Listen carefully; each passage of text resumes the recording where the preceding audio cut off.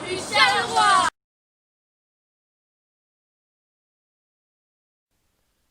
La rue Charleroi semble avoir été ouverte en 1915, lors de la création de la municipalité de Montréal-Nord. On l'a nommée à l'origine 46e rue, ensuite rue Champoux. En 1927, elle est rebaptisée Charleroi en souvenir des Canadiens qui ont participé au combat pour la possession des ponts de la rivière franco-belge de la Sambre lors de la Première Guerre mondiale. Cette artère commerciale sera ainsi nommée en l'honneur de la ville belge de Charleroi, théâtre célèbre de combat.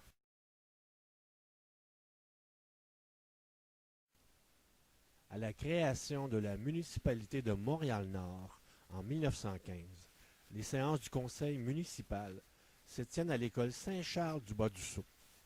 Le conseil débattra sur la nécessité de construire un hôtel de ville et de son éventuel emplacement.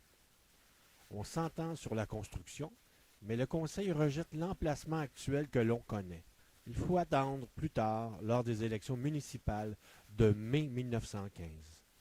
La nouvelle composition du conseil sera en faveur de cet emplacement. On se donne un hôtel de ville en 1917. L'édifice a la particularité de posséder deux façades. Les dimensions d'origine ont changé puisque des ailes ont été ajoutées par la suite.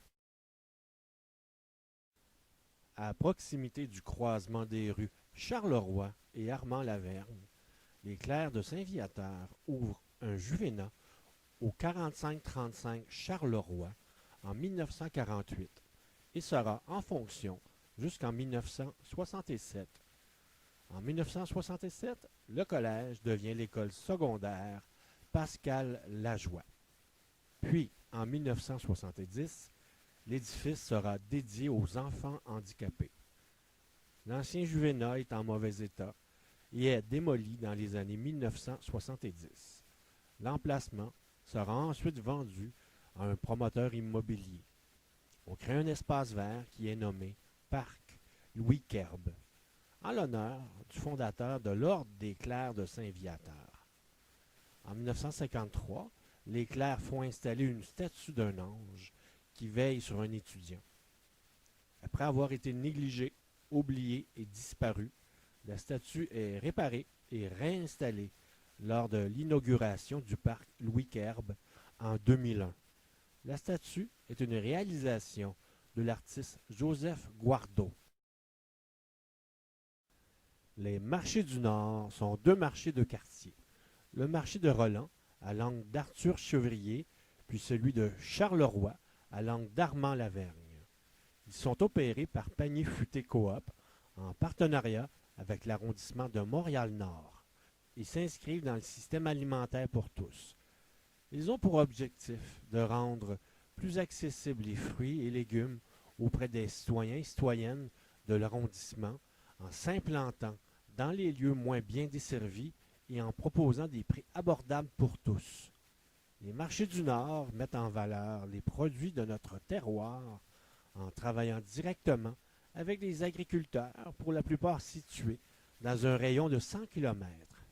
Cette proximité avec les producteurs permet d'assurer la fraîcheur et la traçabilité du produit tout en réduisant l'empreinte écologique liée à l'approvisionnement. Les marchés du Nord poursuivent les objectifs suivants: rendre accessibles des fruits, légumes et des produits locaux de qualité et abordables, créer un lien social, des espaces festifs de rencontres dans le quartier en revitalisant des espaces publics, générer des revenus et dynamiser l'économie locale, développer des lieux d'engagement citoyen à travers la tenue de kiosques par les citoyens.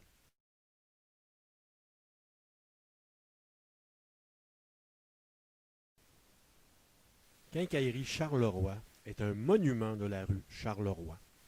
La quincaillerie ouvre en 1948. Elle logeait au 4400 Charleroi. Elle se place sous la bannière Rona en 1959. Elle déménage en 1968 au 4690 Charleroi. Le magasin est agrandi en 1978.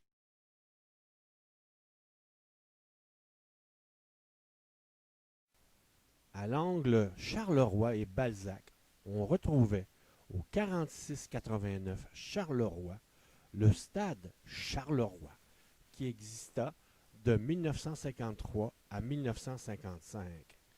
Les familles assistaient à des captivants combats de lutte et à des représentations de variétés vaudevilles. Ce stade de 500 places était ceinturé d'une clôture.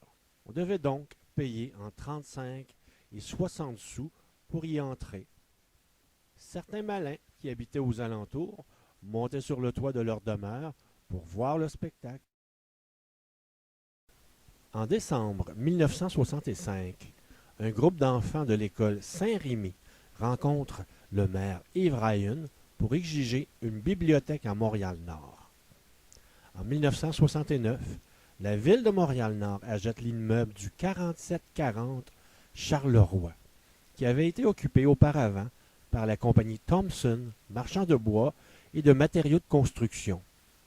La première bibliothèque de Montréal-Nord est inaugurée le 16 février 1970. Elle devient du même coup la première bibliothèque automatisée au Québec et la première bibliothèque électronique au Canada. Les abonnés détenaient une carte qu'ils inséraient dans un lecteur. Le bâtiment est grandement modifié en 2012. Nouvelle façade, nouvelles fenêtres, ainsi qu'une nouvelle accessibilité universelle. La bibliothèque Charleroi prend en 2013 un nouveau nom. Celui qui a été le maire de Montréal-Nord pendant 38 ans. La population augmentant, le besoin d'une paroisse se fait sentir dès 1959. La paroisse Sainte-Camille est créée en juillet 1960. Le service religieux est célébré dans une maison louée sur la rue Racette. Un terrain est acheté en 1963 pour la construction d'une église. En 1967, on décide de se donner une église qui sera aussi à la fois un lieu communautaire. L'édifice est inauguré le 8 décembre 1969. L'église est nommée Habitat Sainte-Camille. Une particularité du bâtiment, on compte dans la structure extérieure 65 angles. Il comprend 807 places. L'Habitat Sainte-Camille devient la petite place des arts de Montréal-Nord, où plusieurs vedettes se produiront en spectacle, comme Ginette Renault, Jean Lapointe, Robert Charlebois, Salvatore Adamo, Serge Lama et bien d'autres.